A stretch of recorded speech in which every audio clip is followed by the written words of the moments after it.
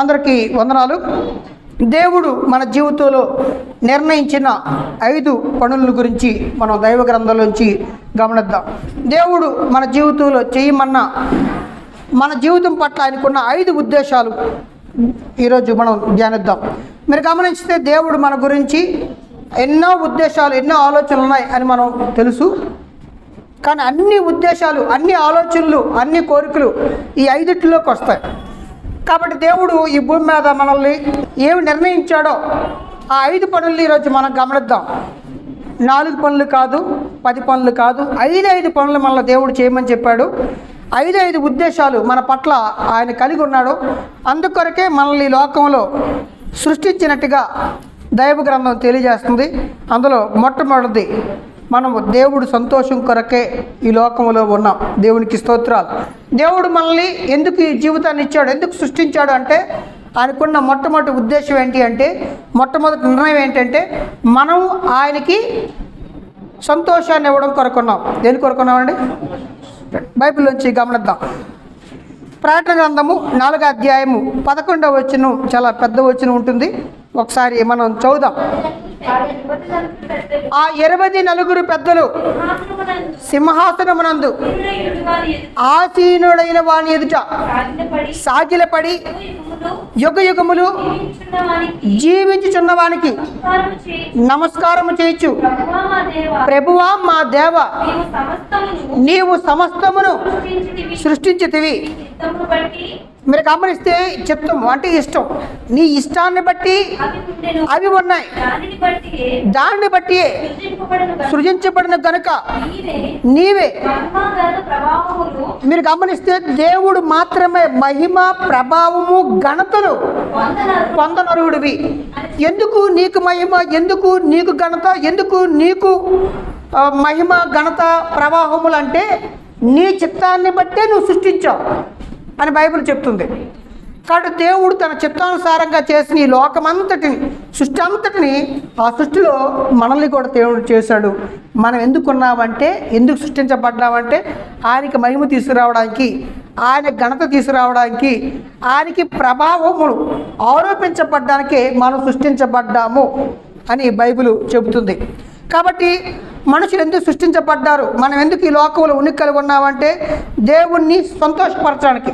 మీరు గమనించారు లేదో, మనం ఏదో మంచి పనులు చేస్తే దేవుడికి సంతోషం అండి, అందుకే చేశాడండి అని ఆలోచిస్తాం. రైటే, మనం మంచి పనులు చేసినప్పుడు, గొప్ప పనులు చేసినప్పుడు, పరిశుద్ధంగా జీవించినప్పుడు దేవుడు సంతోషిస్తాడు. ఇంకొక ఆలోచనలో మనం ఆలోచిస్తే మనం గొప్ప పనులు చేయకపోయినా మనల్ని బట్టి దేవుడు సంతోషిస్తాడు. కొన్నిసార్లు తల్లిదండ్రులు వాళ్ళ పిల్లలు పడుకున్నప్పుడు వాళ్ళ ముక్కు చూసి, వాళ్ళ చేయి చూసి, ఏమండి వాళ్ళు చేస్తున్న చిన్న చిన్న కదలికలు చూసి పొంగిపోతుంటాం కదా, ఆనందపడవా? వాళ్ళు కడుపులో ఉండేటప్పుడు తల్లి ఏమో బిడ్డ కదులుతుందండి, నాన్న ఏమో చెయ్యి పెట్టి కదులుతున్నాడు పొంగిపోతుంటారు. అలాగని ఆడు చేసిన దాని వల్ల మనకేమైనా కలిసి వస్తుందా? రాదు. మనమే ఎంత ప్రేమ ఉంటే, మనకంటే దేవుడు అపారమైన ప్రేమ కలిగినవాడు. మనం ఈ లోకంలో మనల్ని చూసి దేవుడు పొంగిపోతుంటాడు, ఆనందపడుతుంటాడు. కాబట్టి దేవుడు మనల్ని ఎందుకు చేశాడంటే ఆయన ఆనందం కొరకు, ఆయన సంతోషం కొరకు, ఆయనకి మహిమ తీసుకురావాలి, ఆయన ఘనత తీసుకురావాలని. కాబట్టి దేవుడు నిర్ణయాలు, దేవుడు గొప్ప ఆలోచనలు ఏంటంటే మనం ఆయన పోలిక, ఆయన స్వరూపంలో చేసుకున్నాడు. మనల్ని బట్టి ఆయనకి సంతోషం కలగాలి అన్నది దేవుడు ఆలోచన. అందుకని బైబిల్లో మీరు గమనించారు లేదో, ఎఫెసీయులకు రాసిన పత్రిక 1వ అధ్యాయంలో 4వ వచనం 6వ వచనం వరకు ఉంటుంది. అక్కడ మనం చూస్తే మనము తన కోసమని నిర్ణయించుకోవడం రాయబడుతుంది. ఏమని రాయబడుతుంది? మనము తన కోసం. కాబట్టి మనం ఎందుకు ఈ లోకంలో ఉన్నామంటే దేవుణ్ణి సంతోషపరచడం కొరకు ఉన్నాం అని బైబిల్ తేటతెల్లంగా చెప్తుంది. అందుకని యేసు ప్రభుని ఒక ఆయన శోధించి ఆయన తప్పు పట్టుకోవాలి, ఏం చెప్తాడో ఇరికిద్దాం అని చెప్పి ప్రశ్న అడిగాడు యేసుప్రభుని. అప్పుడు యేసుప్రభు ఏం చెప్పాడో చూద్దాం మనం. మత్తయి సువార్త 22వ అధ్యాయము 37వ వచనం మనం చదివితే బైబిల్ అంతట్లో, పాత నిబంధన, కొత్త నిబంధన అంతట్లో ఏది గొప్ప ఆజ్ఞ, ఏది ప్రాముఖ్యమైన ఆజ్ఞ అడిగాడు. ఏమడిగాడంటే అన్ని ఆజ్ఞలు ఏ ఆజ్ఞ గొప్పది, ఏ మాట విలువైంది, నువ్వు చెప్పు అని యేసుప్రభుని అడిగినప్పుడు యేసుప్రభు చెప్తున్న మాటను మనం చదువుదాం. అందుకు ఆయన, నీ పూర్ణ హృదయముతోను, నీ పూర్ణ ఆత్మతోను, నీ పూర్ణ మనసుతోను నీ దేవుడిని ప్రభువుని ప్రేమించవలను అన్నది ఇది ముఖ్యమైనది, మొదటిది. మీరు గమనిస్తే మొట్టమొదటి ఆజ్ఞ అదే, ముఖ్యమైన ఆజ్ఞ అదే. కాబట్టి మన జీవితంలో మొట్టమొదటి ఆజ్ఞ, ముఖ్యమైన ఆజ్ఞ ఏంటంటే దేవుణ్ణి ప్రేమించడం. ఎలా ప్రేమించాలంట? నీ పూర్ణ మనస్సు, నీ పూర్ణ హృదయం, నీ పూర్ణ ఆత్మ. ఇదే విషయాన్ని లూకా సువార్తలో చూసినా, మార్కు సువార్తలో చూసినా అక్కడ రాయబడుతుంది. నీ పూర్ణ బలము అంటాడు, నీ పూర్ణ శక్తి అంటాడు, నీ పూర్ణ వివేకం అంటాడు. అంటే మన తెలివితేటలన్నీ ఎవరిని ఆరాధించడానికి ఉపయోగించాలంట? ఆరాధిస్తున్నామా? మన తెలివితేటలన్నీ దేవుడి కొరకండి? మన తెలివితేటలన్నీ దేవుడి కొరకు ఉపయోగిస్తున్నామా?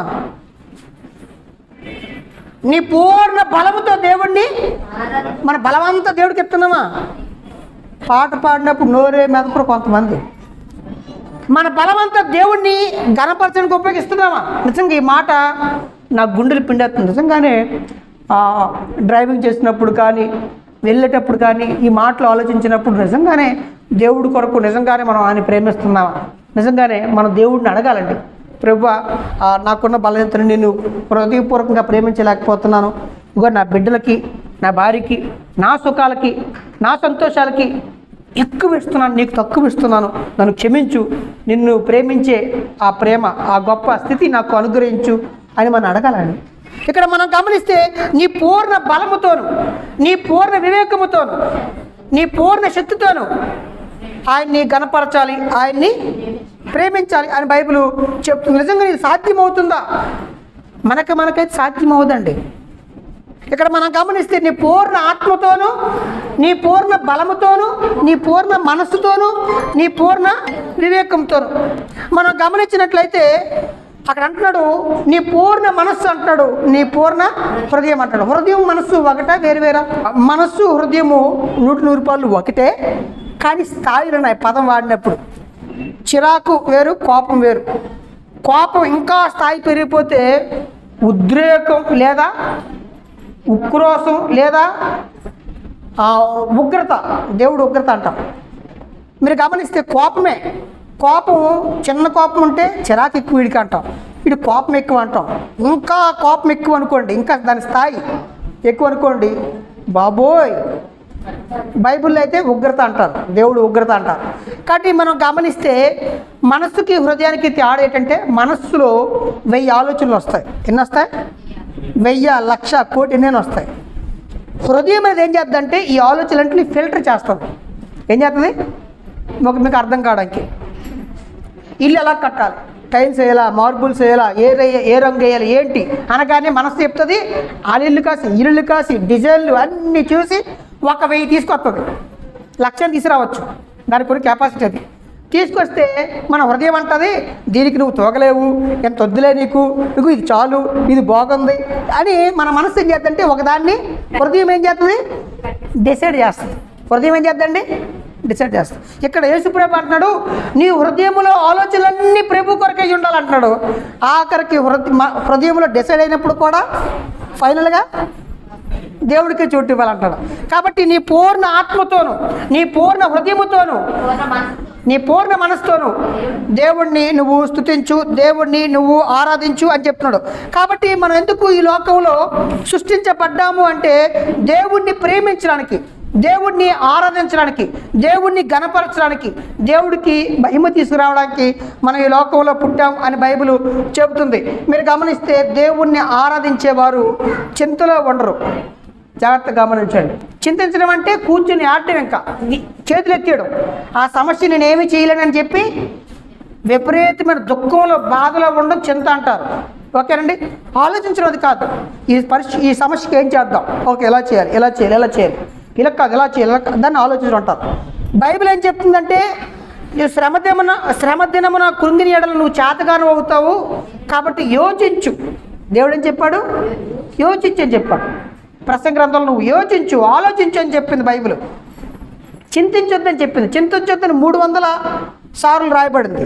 చింతించడం అంటే ఇంకా ఆలోచనలు కూడా పక్కన పెట్టేస్తాం. బోరుమని ఆ సమస్య గురించి విపరీతమైన దుఃఖంలోకి, బాధలోకి, నష్టంలోకి వెళ్ళిపోతుంది. దాన్ని చింత అంటారు. చింత అనేది మంచిది కాదండి. డాక్టర్లు కూడా చెప్తారు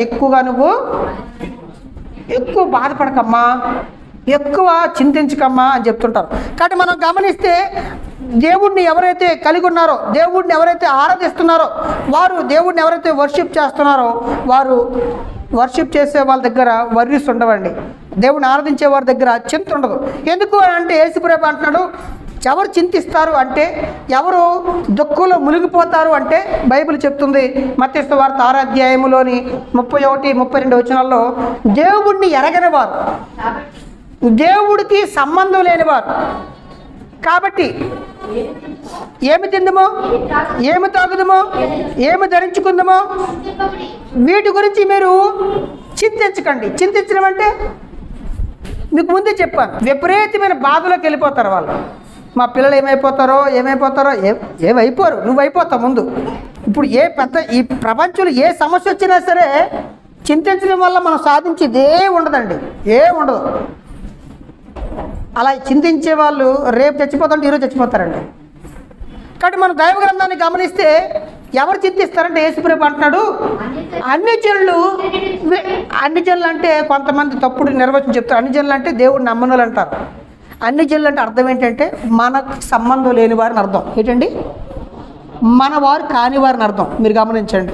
అన్య భాష అంటే అర్థం ఏంటంటే మన భాష కాని భాష. మన భాష తెలుగు భాష, ఇంగ్లీష్ మనకు అన్య భాష. అర్థమవుతుందండి? మన భాష కానిది అన్య భాష. వాళ్ళకి ఇప్పుడు తమిళంలో అనుకోండి, వాళ్ళకి తెలుగు భాష అన్య భాష. మనకి హిందువులు అన్యులు అంటాం, అన్య మతం అంటాం. మన మతం కానివారు అన్య మతం. వాళ్ళకి మనం కూడా అన్య మతమే. అర్థమవుతుందా? అందుకనే పలానా గుడి దగ్గర అన్యమత ప్రచారం చేయకూడదు అంటాడు. అంటే క్రైస్తవ్యం వాడికేటనమాట అన్యమతం. అన్యమతము లేదా అన్యుడు అంటే అర్థం అంటే మనవాడు కానివాడు అర్థం. ఓకేనండి? మనవాడు కానివాడు. కాబట్టి ఇక్కడ అంటున్నాడు, దేవుడితో సంబంధం లేనివాడు, దేవుడు పెట్టి కానివాడు ఏం చేస్తాడంటే వీడన్నిటి గురించి ఎందుకు ఆ విచారణలోకి వెళ్ళిపోయారు. విసారం ఎందుకు వెళ్ళిపోయారు అంటే దేవుడు ఎంత శక్తివంతుడో వాళ్ళకి తెలియదు, దేవుడు ఎంత ప్రేమ కలిగినవాడో వాళ్ళకి తెలియదు, దేవుడు ఎంత గొప్పవాడో, దేవుడు అధికారం ఏంటో, దేవుడు స్థాయి ఏంటో వాళ్ళకి తెలుసుకోవట్లేదు. దేవుడు చెప్పినా వాళ్ళు మాట వినట్లేదు, దేవుడిని నమ్మట్లేదు. కాబట్టి వాళ్ళు ఏం చేస్తారు? హలో అని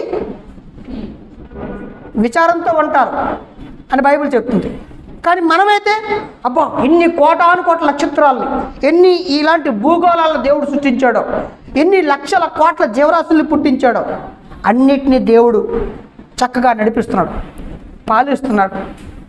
అంత గొప్ప దేవుడు నేను నమ్ముకున్నాను.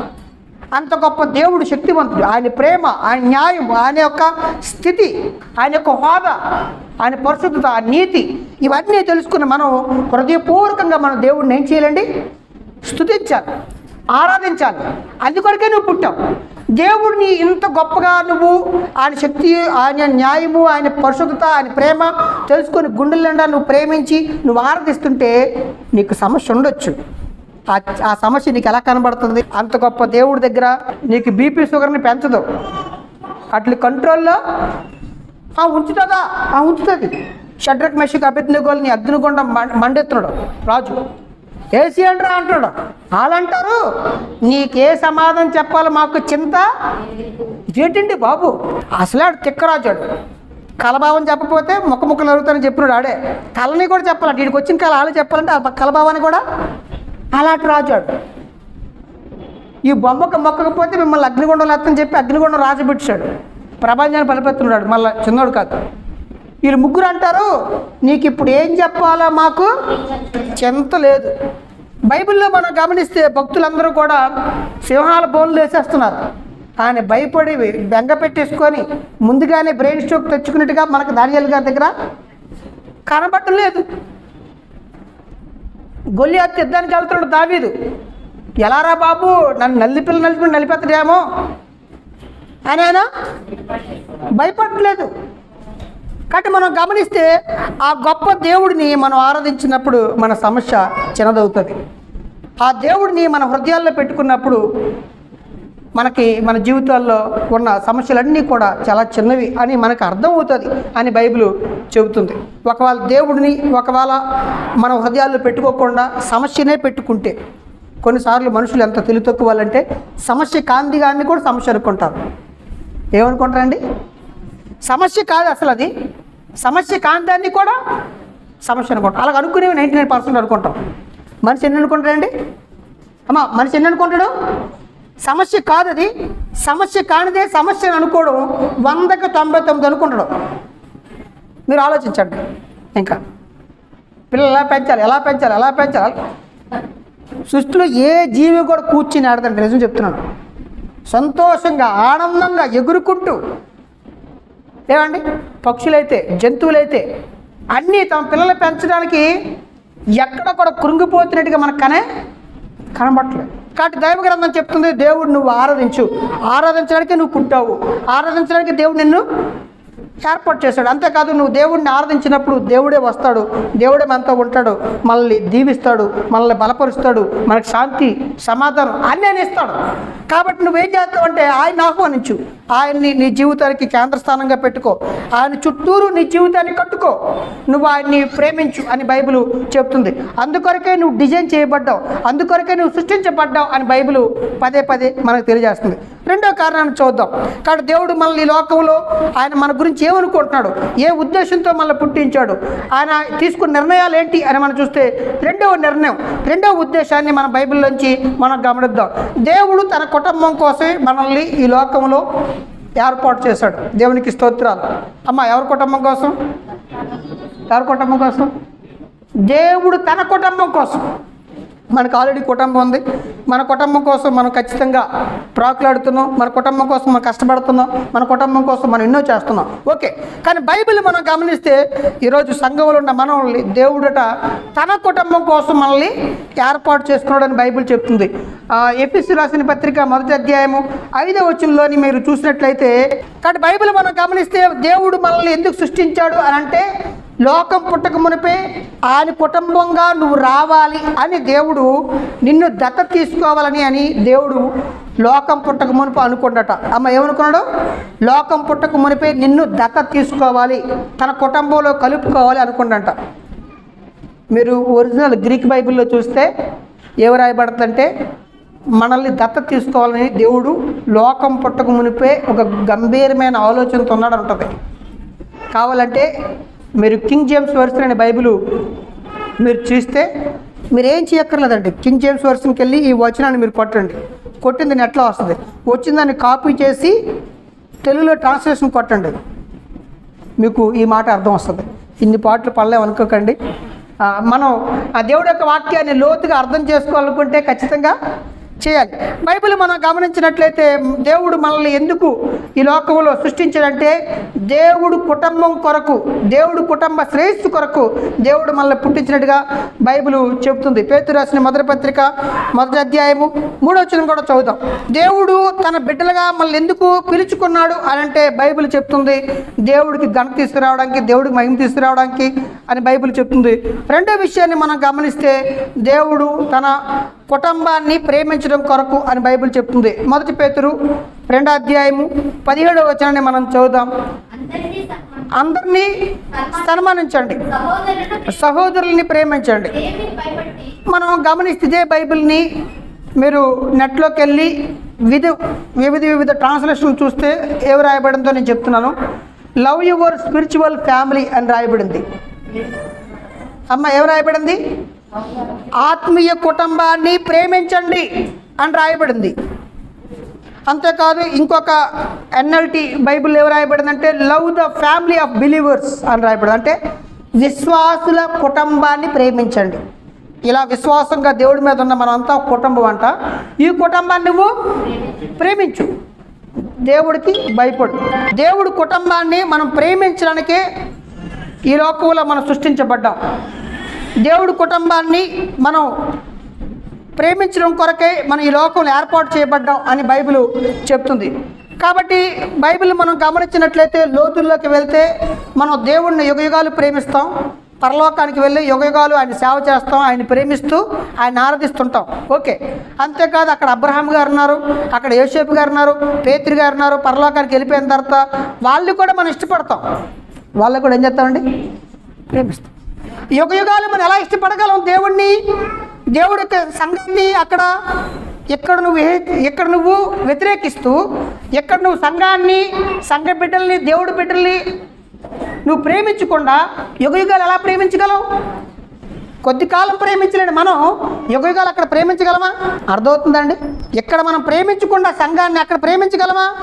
అక్కడ యుగయుగాలు ఎలా ప్రేమించగలం అంటే దేవుడు ఏం చేశారంటే, అరే ఇక్కడ యుగయుగాలు నన్ను ప్రేమిస్తారు, సంఘాన్ని ప్రేమిస్తారు, అలా ప్రేమించాలంటే ముందు ప్రాక్టీస్ అవ్వండిరా అని చెప్పి ఏం చేశాడంటే ఇప్పుడు ఇక్కడ పడేశాడు మనల్ని, ఇక్కడ సంఘంలో పడేశాడు.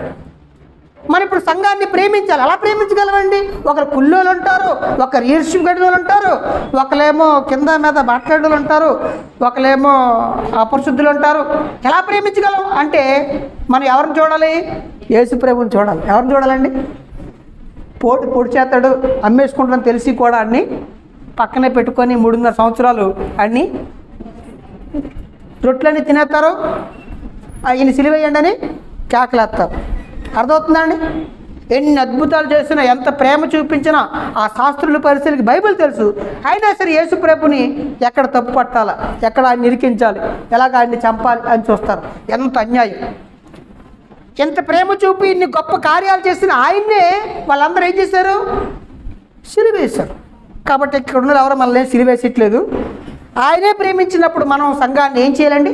ప్రేమించాలి. కాబట్టి యుగయుగాలు దేవుడిని మనం ప్రేమించాలి అంటే ఆ కనబడిన దేవుడిని అంటున్నాడు, నేను కనబడట్లేదు, నన్ను ప్రేమిస్తున్నావా నువ్వు అన్నట్లయితే ముందు సంఘాన్ని ప్రేమించు, నీ సహోదరుని ప్రేమించు.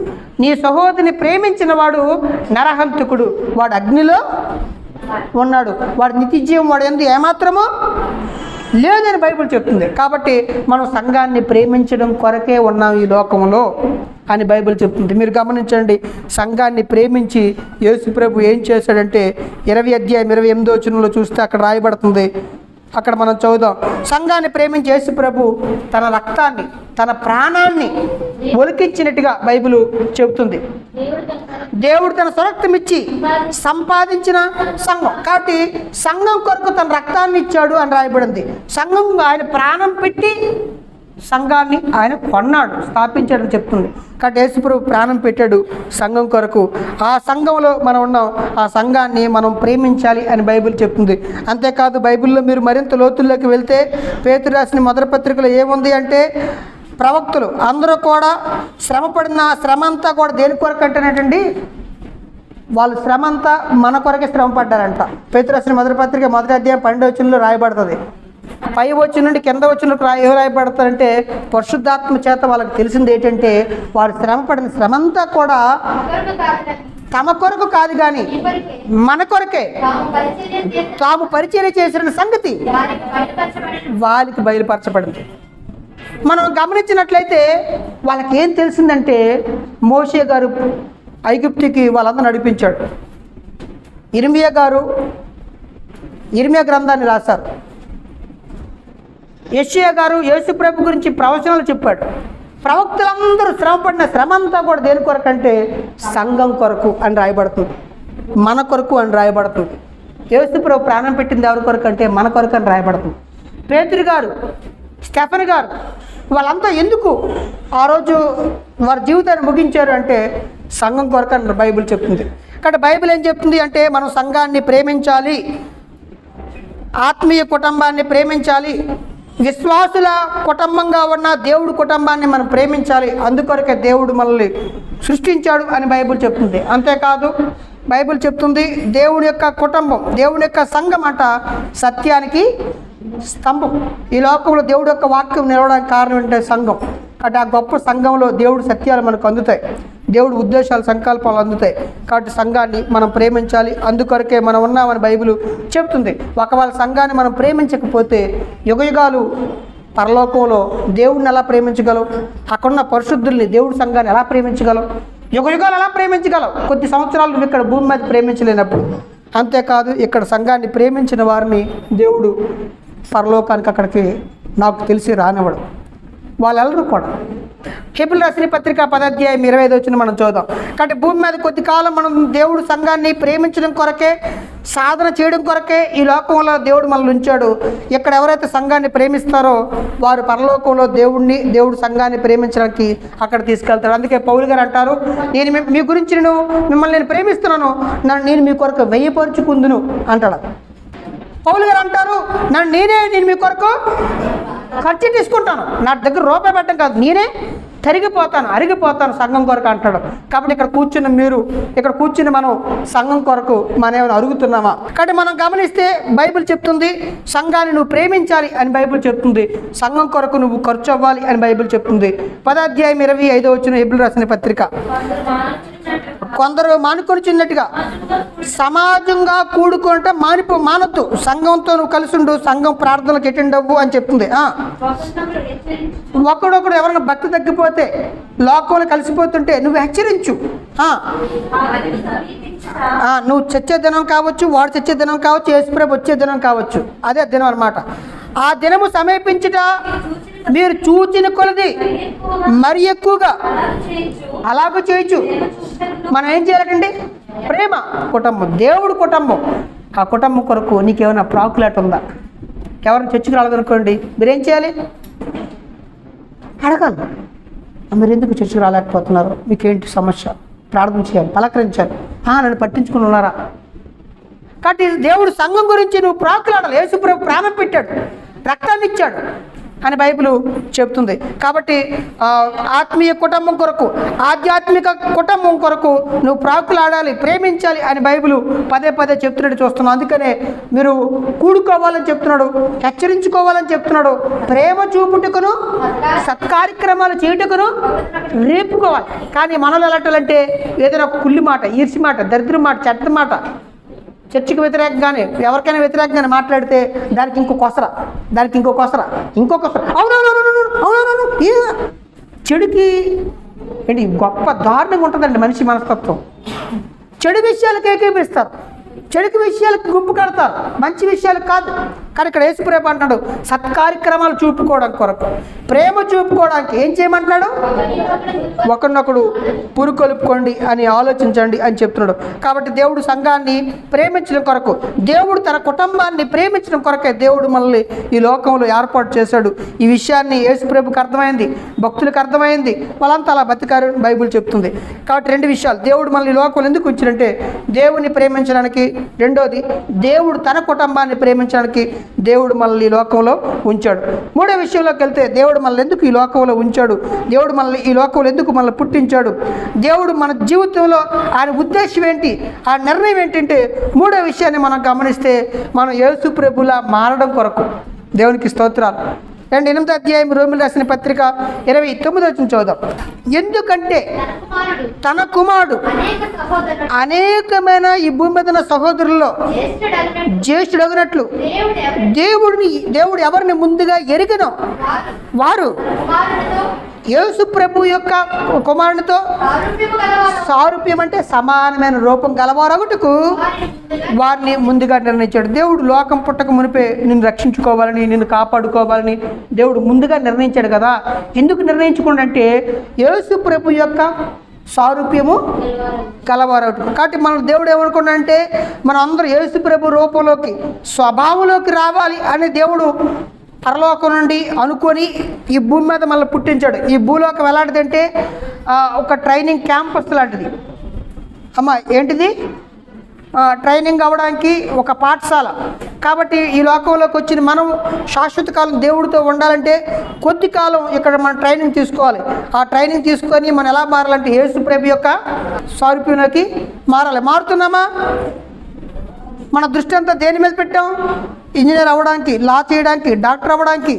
అంటే ఈ లోకంలో చాలా వాటి మీద విపరీతమైన దృష్టి మనం పెట్టాం.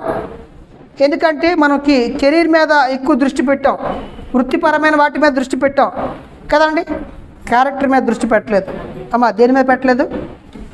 దేవుడు పరలోకాన్ని ఇచ్చేది నువ్వు డాక్టర్ అని, లాయర్ అని, బాగా కారు ఇటు అటు తిప్పుతావని, నీకేదో టాలెంట్ ఉందని ఇవ్వడం, మన క్యారెక్టర్కి ఇస్తాడు. మన యేసుప్రభు యొక్క రూపం, యేసుక్రీస్తు వారి యొక్క ఉద్దేశంలోకి మనం మాడితే దేవుడు మనకు పరలోకాన్ని ఇస్తాడు తప్ప ఈ లోకంలో ఏదో గొప్ప నైపుణ్యతలు సాధించినందుకు దేవుడు పరలోకాన్ని ఇవ్వడు. ఇక్కడ బైబిల్ మనం గమనిస్తే దేవుడు ఉద్దేశం ఏంటి మన గురించి అని చూస్తే, దేవుడు నీకు లోకంలో కొంతమంది బోధకులు చెప్తుంటారు, నీకు పెద్ద కారు ఇస్తాడు, నువ్వు దేవుడికి లక్షిస్తే 10 లక్షలు ఇస్తాడు, నీకు మా చర్చికి వస్తే నీకు పెద్ద ఉద్యోగం వస్తుంది, మీ పిల్లలు పుడతారు, ఈ చర్చికే రావాలి, ఇక్కడికే రావాలి, ఈ సంస్థకే రావాలి అని అనేక రకాల మాయ బోధలు చేస్తున్నారు. కానీ దేవుడి ఉద్దేశం నిన్ను బాగా సుఖపెట్టి పరుపు మీద దుండ్రించి ఉంచాలని దేవుడి ఉద్దేశం కాదు. దేవుడి ఉద్దేశం ఏంటంటే 100 రూపాయలు నువ్వు యేసు ప్రభులాగా ఉండాలి అని దేవుడి ఉద్దేశం. ఆయన ఉద్దేశం ఏంటండి? యేసు ప్రభులో రూపంలోకి నువ్వు మారాలని ఆయన ఉద్దేశం. నిన్ను బాగా సుఖపెట్టి నేను నరకాన్ని పంపించాలని ఉద్దేశం కాదు. కానీ చాలామంది దేవుడి ఉద్దేశం అదే అన్నట్టుగా ఈ లోకంలో అనేక మాటలు చెప్తున్నారు. కానీ బైబిల్ చెప్తుంది నువ్వు యేసు ప్రభులా మారాలి. యేసు ప్రభు ఎలా మాట్లాడుతాడు, యేసు ప్రభు మనస్తత్వం ఏంటి, యేసుక్రీస్తు వారు జీవితం ఏంటి, ఆయన వ్యక్తిత్వం ఏంటి, బైబిల్ మనం గమనిస్తే బైబిల్ చెప్తుంది నువ్వు యేసు ప్రభు రూపంలోకి మారాలని. కాబట్టి ఖచ్చితంగా మన జీవితంలో యేసు ప్రభు మాటలు ఏం చెప్తున్నాయి అని మనం చూస్తే యేసు ప్రభు అంటాడు, కేకలో లేడు. నువ్వు ఒక అరిసే గుణం మనకుంటే నోటికి కళ్ళి వేసేయాలి, ముక్కులోంచి తాడు ఎట్టియాలి. గుర్రాలకి ఎద్దులకి ఏం చేస్తారమ్మా? ముక్కులోంచి తాడు తింపుతారండి, ముక్కులో నుంచి నారని ఇలా కడతారండి. అంతే, గుర్రము విర్రవీగిపోతారు, విపరీతం బలం, మంచి పరిగెడుతుంది. వీడు చెప్పిన మాట ఎందో, వీడు పైన కూర్చున్నాడు చాలా బలహీనుడు, ఆడేం చేస్తాడంటే దాన్ని లాగుతాడు. లాగ్గానే ఆ లెదర్ తాడు ఏం చేద్దంటే ఈ మెత్తగా ఉంటాయి కదా అక్కడ గుర్రానికైనా మనకైనా, ఈ వెనక్కి లాగ్గా నొప్పి వచ్చేది, దానికి నొప్పి వచ్చేసి చెప్పరాలు ఎడితేరమ్మంటే ఆడు చెప్తాడు లెఫ్ట్ అంటే లెఫ్ట్, రైట్ అంటే రైట్. అప్పుడు గుర్రం ఏం చేస్తుందంటే కట్ట తిరుగుతుంది. మనకి కూడా ఒలుకొవ్వు ఉంటుంది. ఆ ఒలుకొవ్వుని, ఈ లోకపు మాయని, ఈ లోకపు దరిద్రాన్ని మనం వదిలిపెట్టాలి. కాబట్టి మనం ఎవరిలా మారాలి? యేసు ప్రభులా మారాలి, అది ఆయన ఉద్దేశం. కాబట్టి మన జీవితాల్లో మన యేసు ప్రభులా మారాలి అని దేవుడు కోరుకుంటాడు. అందుకే మనల్ని ఈ లోకంలో పుట్టించాడు, అందుకే దేవుడు మనల్ని ఉంచాడు. మన పట్ల దేవుడు ఉద్దేశం మన యేసు ప్రభులా మారాలి. మారుతున్నామా? ఫిలిప్పీయులకు రాసిన పత్రిక 2వ అధ్యాయము 5వ వచనం మనం చదువుదాం. క్రీస్తు యేసును కలిగిన మనస్సును, యేసు ప్రభు కలిగిన మనస్సు అట మనం ఇప్పుడు ఏం చేయాలండి? ఆయన మనస్సు ఏంటి? దొంగ చూపులు చూస్తుందా? ఎదుటోళ్ళు బ్యూటీ చూసి కానీ, ఎదుటోళ్ళు అందాన్ని చూసి కానీ చేస్తుందండి? అమ్మో, ఆయన మనస్సు జాలి, ప్రేమ, కరుణతో నిండిపోయిన మనస్సు, తగ్గింపు మనస్సు, ప్రేమతో కూడుకున్న మనస్సు, నీతి పరిశుద్ధత కలిగిన మనస్సు. మరి మన మనస్సు నగలేసుకుందా లేదా, ఆవిడ చెప్పులేటి ఏ కాస్ట్, ఆ డ్రెస్ ఏ కాస్ట్, కొందరు అలా చూస్తుంటారండి.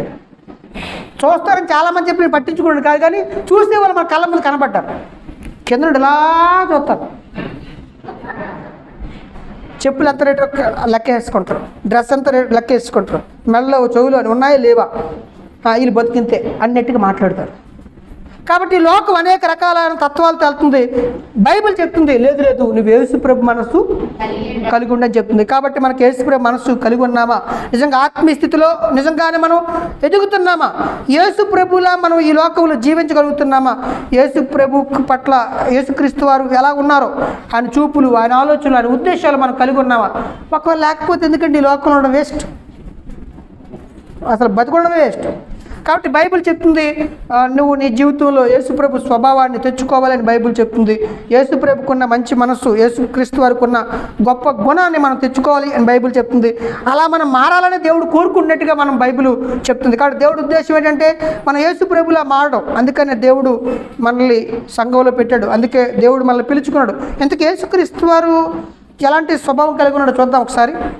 యేసు రాసిన పత్రిక 4:15 ఏమో ప్రేమ కలిగి సత్యము చెప్పుచు క్రీస్తు వలె ఉండుటకు మనం అన్ని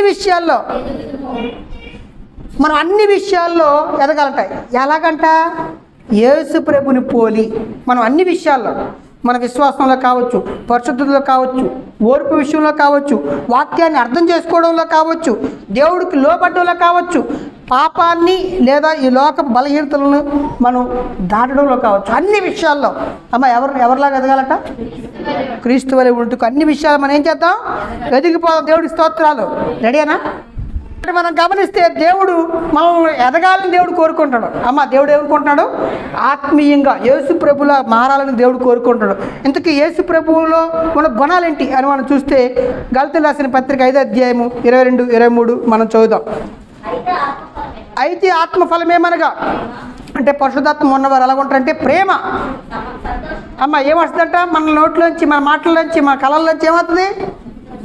ప్రేమ వస్తుంది. ప్రేమ, అబ్బా సంతోషం, సమాధానం. మాట్లాడితే కర్రీస్ నోట్లో తోసిరాలు ఎలా మాట్లాడతారు? సమాధానం, దీర్ఘశాంతం, దయాత్వము, మంచితనము, విశ్వాసము, సాత్వికము, ఆశానిగ్రహము, ఇట్టి వాటికి విరోధమైనది ఏమీ లేదు. కాబట్టి నిజంగా ఇవన్నీ లక్షణాలు యేసుప్రభులో ఉన్నాయండి. యేసుక్రీస్తు వారిని మనం గమనించినట్లయితే దేవుడు ప్రేమ స్వరూపే ఉన్నాడు, ప్రేమే ఉన్నాడు అని ఉంటుంది. ఆ కొరింథీ పత్రిక మొదటి అధ్యాయము, ఆ మొదటి కొరింథీ 13వ అధ్యాయం చదివితే ప్రేమ అంటే ఏంటో, ప్రేమకి ఎలాంటి గుణాలు ఉంటాయో చూస్తారండి, ఆశ్చర్యం. కొరింథీ 13వ అధ్యాయంలోని ప్రేమ అంటే ఏంటి చెప్తాడు. అవన్నీ చదివినప్పుడు అబ్బా ప్రేమ అంటే ఇదా. లోకంలో ప్రేమ అంటే ఏంటి చెప్తారు? ఏంటి చెప్తారు? అమ్మాయి అబ్బాయి లేచిపోవడం చెప్తారు, అమ్మాయి అబ్బాయి తల్లిదండ్రులు మాట్లాడకుండా ఉండడం చెప్తారు. గమనిస్తే ప్రేమ అంటే లోకం చాలా చెప్తుంటుంది. యాసిడ్ పోసేయమని చెప్తుంటుంది, ఏమండి పేకలు నరికేయమని చెప్తుంది, తల్లిదండ్రులకు వ్యతిరేకంగా తిరగమని చెప్తుంది, ఏమండి. కానీ బైబిల్ ఏం చెప్తుందంటే ప్రేమ అంటే ఆ డీటెయిల్స్ అన్నీ చదువుతుంటే లోకం ఏం చెప్తుంది, దేవుడు ఏం చెప్తున్నాడు అని చూసినప్పుడు బైబిల్ మీరు అలా చదవాలి. అబ్బా ప్రేమ అంటే ఇంత గొప్ప విషయం, ఆ ప్రేమకి దీర్ఘశాంతం ఉంటుందా, ఆ ప్రేమ ఆ చెడు విషయం సంతోషించక సత్యమందది సంతోషంగా ఉంటుందట, అది ఉప్పొంగిపోదట. అబ్బా నిజంగా మనలో ప్రేమ ఉంటే ఈ గుణాలన్నీ మనకు ఉండాలండి. ఎందుకంటే యేసు ప్రభులో ఉన్నాయి. ఎవరిలో ఉన్నాయమ్మా? యేసుక్రీస్తులో. కాబట్టి మన యేసు ప్రభులో ఒక రూపంలోకి రావాలని దేవుడు కోరుకున్నట్టుగా చూస్తున్నాం. కాబట్టి మూడో ఉద్దేశం ఏంటంటే మన యేసు ప్రభు యొక్క రూపంలోకి రావాలి. మొట్టమొదటిది దేవుడిని ప్రేమించాలి, దేవుడిని గణపరచాలి. రెండోది దేవుడు సంఘాన్ని ప్రేమించడం కొరకే ఉన్నాం మనం చూస్తాం. మూడో విషయాన్ని మనం గమనిస్తే యేసు ప్రభు యొక్క రూపంలోకి మారాలని దేవుడి ఉద్దేశం అని మనం చూస్తాం. నాలుగో విషయంలోకి మనం గమనిస్తే మనం దేవుడు సేవ చేయాలి అని బైబిల్ చెప్తుంది. దేవుడి ఉద్దేశం ఏంటంటే నాలుగోది దేవుడు సేవ చేయాలి. ఇప్పుడు మీరు మనందరం వాట వచ్చింది. ఇప్పుడు మనల్ని దేవుడు ఎందుకు ఈ లోకంలో ఉంచినంటే గాలి బాగా పీల్చడం కొరకు, నీళ్లు బాగా తాగడం కొరకు, భూమి మీద దొరికినవన్నీ తినేయడం కొరకు, ఏంటి పడుకోవడం కొరకు, లేవడం కొరకు, తర్వాత చచ్చితే భూమిలో పాతి పెట్టడం కొరకు కాదు అని బైబిల్ చెప్తుంది. బైబిల్ ఏం చెప్తుందంటే నువ్వు దేవుడు సేవ చేయడం కొరకే దేవుడు నిన్ను సృష్టించాడు అని బైబిల్ చెప్తుంది. 139వ కీర్తన 13 దేవుడు మనలాట 13 నుండి 16 వరకు ఉంటుంది. దేవుడు మళ్ళీ చేశాడు, తల్లి గర్భంలో సృష్టించాడు అని చెప్తుంది. అంతేకాదు దావీదు గారు అంటున్నారు, నా అంతరింద్రియములను నీవే కలగజేసేటివి, తల్లి గర్భమందు నన్ను నిర్మించిన వాడు నీవే. కాబట్టి దేవుడు ఎందుకు నిర్మించాడు, దేవుడు ఎందుకు మనల్ని చేశాడు అంటే ఎందుకు చేశాడు మనం ఈ చేస్తున్నవని చేయడం కొరక. ఎందుకు చేశాడంటే ఎఫెసీ 2వ అధ్యాయము 10వ వచనంలో బైబిల్ చెప్తుంది మనం దేవుడు సేవ చేయాలంటండి. దేవుడు సత్కార్యక్రమాలు మరియు వాటి యందు మనం నడుచుకోవడం వలనని దేవుడు ముందుగా సిద్ధపరిచిన సత్క్రియలు చేయడం కొరకు. సత్క్రియలు అనగానే చాలామంది ఏమనుకుంటారంటే ఇగో భోజనాలు పెట్టడం, ఇగో బట్టలు ఇవ్వడం, ఇవన్నీ తప్పు కాదండి. అవన్నీ కూడా దేవుడు బైబిల్లో చెప్పాడు. 2 అంగీలుంటే ఒక అంగీ ఇచ్చేయాలని చెప్పాడు, లేనివాడికి ఆహారం పెట్టాలని చెప్పాడు. ఓకే, కానీ బైబిల్ మనం బాగా లోతుల్లో గమనిస్తే సంఘము ద్వారా యేసు ప్రభు యొక్క ప్రేమను, యేసుక్రీస్తు వారిని గుర్తించినట్టుగా శాశ్వతమైన ప్రేమను తెలుసుకునేట్టు చేయమని చెప్పాడు. బైబిల్ ఏముందండి? సంఘం ద్వారా దేవుడి నామానికి ఘనత తీసుకురావడానికి చేయమని చెప్పాడు. ఎందుకంటే భోజనాలు పెట్టడం, బట్టలు ఇవ్వడం మనమే కాదు, లోకంలో చాలామంది చేస్తున్నారు. చేయట్లేదా? వాళ్ళకి మనకి తేడా ఏంటి? మన దేవుడి ప్రేమను బట్టి చేస్తున్నాం. ఎవరి ప్రేమ అండి? మన ప్రేమను బట్టి అయితే ఈరోజు చేస్తాం, రేపు చెయ్యం. 10 బట్టలు ఉంటే మంచి బట్టలు ఉంచుకుంటూ కాస్త చిరిగిపోయి మాసిపోయి ఇచ్చేస్తాం. మన ప్రేమ ఎలా ఉంటుంది? కాబట్టి మనం ఎవరి ప్రేమతో చేయాలి? దేవుడి ప్రేమ. దేవుడు శాశ్వతమైన ప్రేమ, తరగని ప్రేమ, అనంతమైన ప్రేమ. ఆ ప్రేమతో మనం చేసినప్పుడు అవతల వాడు దేవుడిని గుర్తిస్తాడు, దేవుడిని తెలుసుకుంటాడు. దేవుడు సంఘంలో ఇలా ఉంటారా, దేవుడు పిల్లలు ఉంటారా, దేవుడు ఇలా చెప్తున్నాడా. కాబట్టి దైవ గ్రంథం ఏం చెప్తుంది అని చూస్తే సత్కార్యక్రమాలు ఇంకా బైబిల్ చెప్తుంది. సత్ అంటే వాక్యం, నీ వాక్యమే సత్యం. కాబట్టి వాక్య సంబంధమైన కార్యక్రమాలు చేయడం కొరకే దేవుడు మనల్ని సృష్టించాడు. ఆయన చేసిన పని అయి ఉన్నామని బైబిల్ చెప్తుంది. దేవుడు సేవ అనగానే కొంతమంది అనుకుంటారు వాక్యం చెప్పడం అండి అనుకుంటారు, పాస్టర్ గారు ఒక్కలే దేవుడు సేవ అనుకుంటారు. కాదండి, కాదు. కొంతమంది అలాంటి మాయలో ఉంటుంటారు. దేవుడు సేవ అనగానే పాస్టర్ గారు చేసేది ఒకటే కాదు. దేవుడు సంఘంలో మనం గమనించినట్లయితే ప్రతి ఒక్కరు అవయవాలను బైబిల్ చెప్తుంది. అవయవాలను బైబిల్ చెప్తుంది. కాబట్టి దేవుడి యొక్క సంఘంలో మన అందరికీ తలంతులు ఇవ్వబడ్డాయి, మన అందరికీ వరాలు ఇవ్వబడ్డాయి. మీకు అందరికీ తలంతులు ఇవ్వబడలేదండి. బైబిల్లో మనం చూస్తే ఎవరిని దేవుడు విడిచిపెట్టలేదంట. ప్రతి ఒక్కరికి తలంతులు ఇచ్చినట్టండి. చదువుదాం పేతురు రాసిన మొదటి పత్రిక 4వ అధ్యాయము 10వ వచనం. కాబట్టి దేవుడి సంఘంలో ప్రతి ఒక్కరూ కూడా దేవుని సేవ చేయాలని, దేవుని సంఘములో దేవుడి కార్యక్రమాల్లో దేవుడిచ్చిన తలంతులను ఉపయోగించాలని బైబిల్ కోరుకుంటుంది. దేవుడు కోరుకుంటున్నాడు. దేవుడు నానా విధమైన కృప విషయమై మంచి గృహ నిర్వాహకుని వలె ఒక్కొక్కడు కృపావరం పొందిన కొలది ఒకరికొకడు ఉపచారము చేయుడి. ఒకరు బోధించిన ఎడల దైవభక్తులు బోధించినట్టు బోధించాలి. ఒకడు ఉపచారం చేసిన ఎడల దేవుడు అనుగ్రహించు సామర్థ్యము కొలది చేయవలను. మనం గమనిస్తే ఒక్కొక్కరికి ఒక కృపవరం అండి.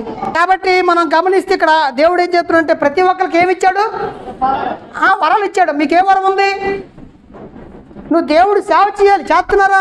బైబిల్ ఏం చెప్తుంది? మనం గమనిస్తే మనం దేవుడు సేవ చేయాలి. దేవుడు సేవ న్యాయబద్ధంగా చేయాలి. బైబిల్లో మనం గమనిస్తే యెరూషలేము సంఘం ఉంది. అక్కడ నుండి మరికొన్ని ఊర్లలో సంఘాలు స్థాపించబడ్డాయి. అంతే తప్ప వాళ్ళ పక్కనే కాదు. బైబిల్ మనం గమనిస్తే బైబిల్ చెప్తుంది నువ్వు దేవుడు సేవ చేయడం కొరకే నువ్వు ఉన్నావు అని బైబిల్ చెప్తుంది. చదువుదాం మనం ఒకసారి 10వ పేతురు రాసిన మొదటి పత్రిక 4:10 వచ్చిన చదువుదాం. దేవుడు నానా విధమైన కృప విషయమై మంచి గృహ నిర్వాహకుని పోలి ఒక్కొక్కడు కృపావరం పొందిన కొలది ఒకరికొకడు ఉపచారం చేసుకుంటూ చేయుడి. కాబట్టి మనం గమనిస్తే బోధించినప్పుడు కావచ్చు, ఉపచారం చేసినప్పుడు కావచ్చు, పరిచర్య చేసినప్పుడు కావచ్చు అంటున్నాడు. నీకు ఇవ్వబడిన కృపావరాన్ని ఏం చేయాలి? ఉపయోగించు. నీకు ఇచ్చిన తలంతు, నీకు ఇచ్చిన దేవుని ఆశీర్వాదాలు సంఘం కొరకు నువ్వు ఉపయోగించు అని చెప్తుంది. బైబిల్లో మనం గమనిస్తే అపోస్తల కార్యాల్లోని 6వ అధ్యాయంలోని 2-3 వచనాల్లో చూస్తే సంఘంలో భోజనాలు వడ్డించడానికట ఎన్నుకున్నారటండి. ఆ ఎన్నుకునేటప్పుడు కూడా ఎంత గొప్ప స్థితిలో ఉన్నవారికి ఆ బాధ్యత అప్పగించాడు. చూద్దాం మరొకసారి. ఆవిడ 12 అపోస్తలులు ఆయన యొద్దకు శిష్యుల సమూహాన్ని పిలిచి మేము దేవుడి వాక్యాన్ని బోధించడం మానేసి ఆహారం పంచిపెట్టుట యుక్తము కాదు. కాబట్టి సహోదరులారా ఆత్మతోనూ జ్ఞానముతోనూ నిండుకొని మీరు గమనిస్తే భోజనాలు వడ్డించడానికట మంచి పేరుండాలట. వాళ్ళకి ఏ పేరండి? సంఘం అంతా అతను తిరిగిలేదండి అని మంచి పేరుండాలట. తర్వాత దేవుడు ఆత్మ, ఏ ఆత్మ? దురాత్మ కాదండి. 2,000-3,000 మంది ఉంటారు దురాత్మలు అయితే. ఇక్కడ పరిశుద్ధాత్మతో నిండుకోవాలట. అంతేకాదు దేవుడి యొక్క జ్ఞానం. దేవుడు సంఘంలో ఎందుకున్నామంటే ఎందుకున్నారు? మీరు ఎందుకున్నారు? దేవుడు పరిచయం చేయడానికి ఉన్నారు. చేస్తున్నారా? చేస్తున్నారా? అంత గొప్ప దేవుడి యొక్క పరిచర్యలో మనం పాలిభాగస్తులు అవ్వాలి. కానీ మనం గమనించినట్లయితే మనం దేవుడు సేవ చేయడం కొన్నాం. ఎందుకున్నామండి? అందుకే దావీదు గారు ఒక ప్రార్థన చేశాడండి. నిజంగా చేసిన ప్రార్థన ఆయన దేవుని అడుగుతున్నాడు. ఒక ప్రశ్న అడుగుతున్నాడు. ఆ ప్రశ్న మనం అడగాలి దేవుణ్ణి. అడుగుదామా? అడుగుదాం వద్దా? అడుగుదాం. అడుగుదాం వద్దా? చదువుదాం. 116వ కీర్తన 12 చదువుదాం. యెహోవా నాకు చేసిన ఉపకారాలన్నిటికీ నేను ఆయనకి ఏమి చెల్లించుదును? నేను గమనిస్తాను అంటున్నాడు.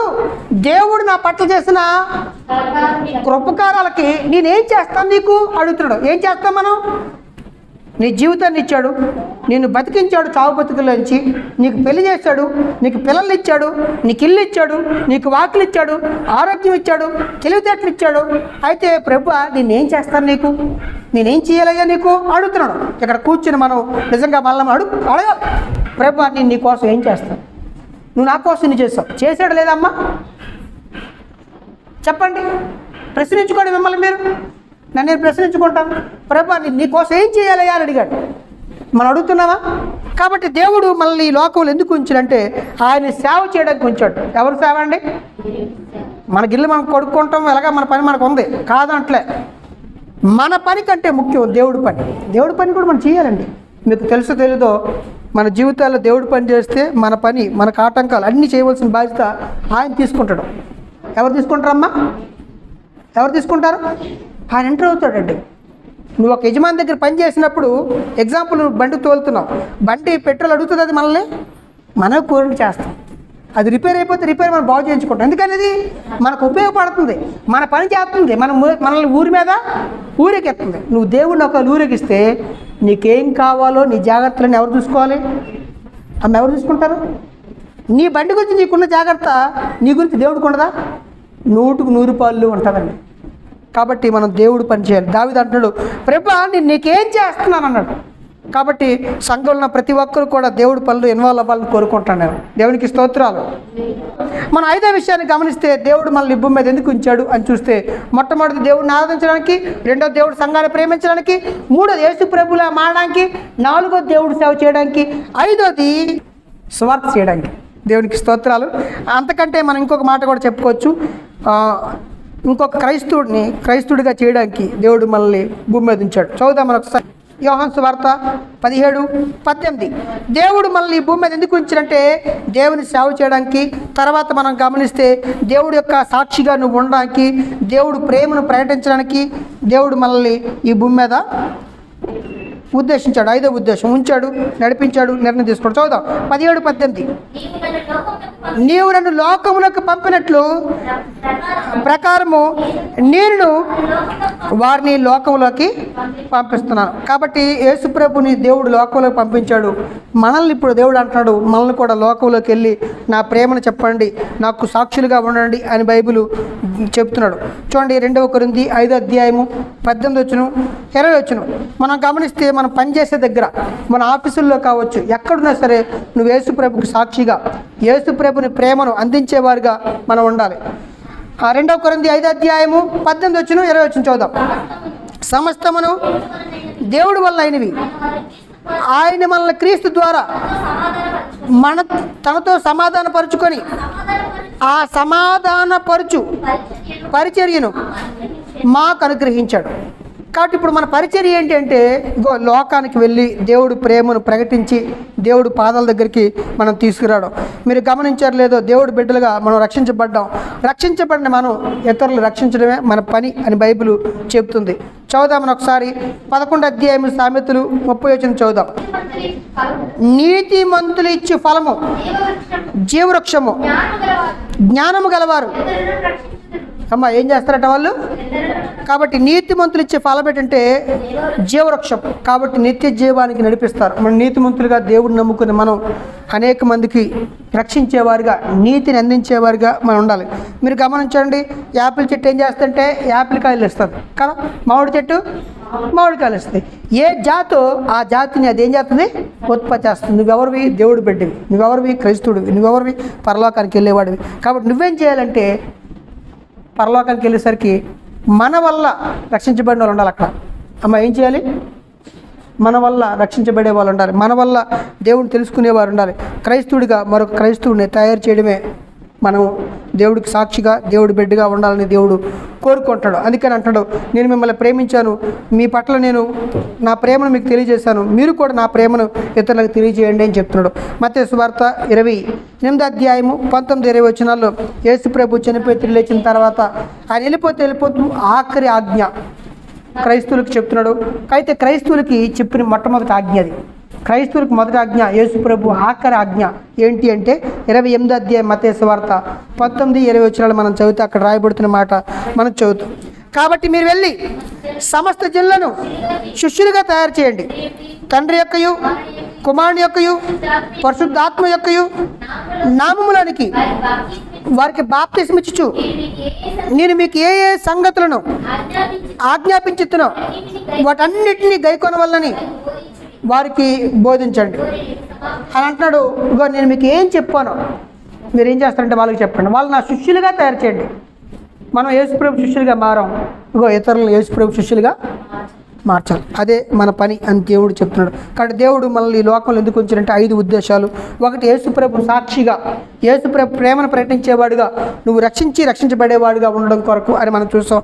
4వ విషయాన్ని మనం గమనిస్తే నువ్వు దేవుడు సేవ చేయడం కొరకు అని చూసాం. 3వ విషయాన్ని మనం గమనిస్తే యేసుప్రభు రూపంలోకి మార్చబడ్డానికే దేవుడు ఉద్దేశించాడని చూసాం. రెండో విషయాన్ని చూస్తే దేవుడు సంఘాన్ని, ఆయన కుటుంబాన్ని ప్రేమించడం కొరకు మొట్టమొదటి విషయాన్ని మనం గమనిస్తే మనం దేవుడిని ప్రేమించడం కొరకే అని చూసాం. దేవునికి స్తోత్రాలు. నిజంగానే మొట్టమొదటి సంఘం ఈ 5 పనులు చేసిందండి. అపోస్తల కార్యాలు 2వ అధ్యాయంలోని 41 నుండి 47వ వచనం వరకు ఉంటుంది. ఈ 5 పనులు 47వ వచనం వరకు 5 పనులు సంఘం చేస్తుందండి.